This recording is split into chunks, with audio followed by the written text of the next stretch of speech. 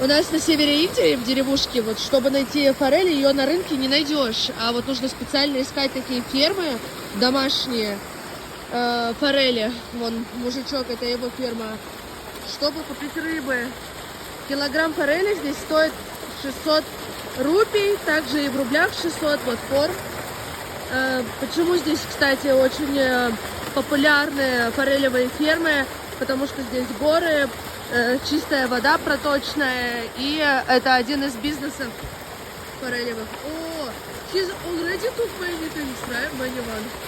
У него очень много рыбы есть. Он сразу мелкую выбрасывает, спросил нас размер, мы ему показали. Вот. Он тебе сразу чистит ее здесь, пакетик, и все. Ну, напряжно, что нужно специально куда-то ехать, ее покупать. Но зато она свежая, прям только что выловленная.